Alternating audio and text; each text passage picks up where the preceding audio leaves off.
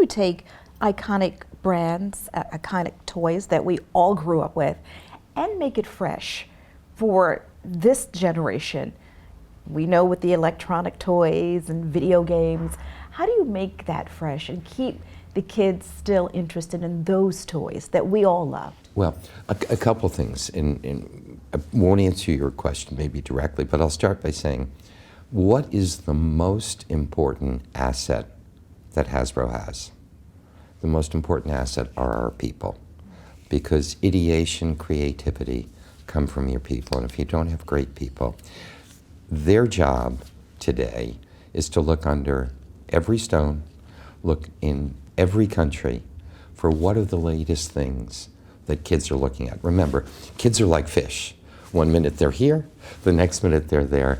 And we have to be able, years ago we weren't as flexible, but you have to be able to move and move very quickly. And be very honest, Vanessa, one of the things that is new to us is how many products we're seeing for the first time on YouTube, where someone has invented something and it's a laugh or a scream and there are a lot of followings. We'll talk to that person and maybe buy the item from that person and turn it into a mass-produced product, or sometimes we might license it. But today, you must be willing. There are no boundaries. When I say there are no boundaries, you must be able to give your people a free hand to look anywhere and everywhere for the next fad, the next thing that's happening. And one of the things that I think disappointed some people this Christmas was, as you know, we have the license for Star Wars. And we've had the relationship with George Lucas for a long time.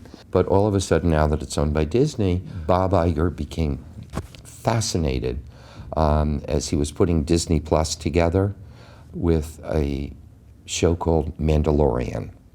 And within Mandalorian is what's become Baby Yoda, the child. So you'll see the child this year very definitely. But because we didn't, Bob and the Disney team kept it very tight under wraps for a long time. So we did not have the chance really to execute a quality toy, not a paste on or something like that for Christmas last year.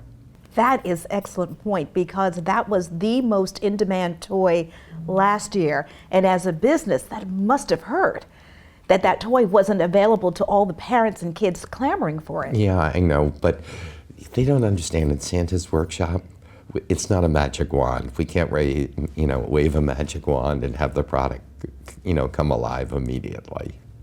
But it was a disappointment. But years ago, and I don't know if your viewers know this story, but years ago when Star Wars first came out, and I think it was, 78 or 79, Bernie Loomis, who was the head of General Mills' toy group and Kenner Toys at the time, nobody had ever seen toys sell from a movie.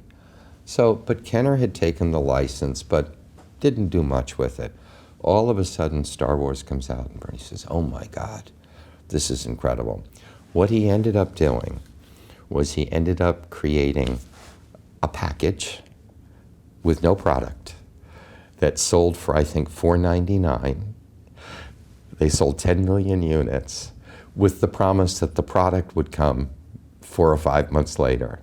And we couldn't do something like that today, because can you imagine the screaming and the disappointment of a child, even though they had a picture that was of what was going to come? But it was a genius stroke at the time. And that was honestly, I think, the first time that toys really began to play off of movies.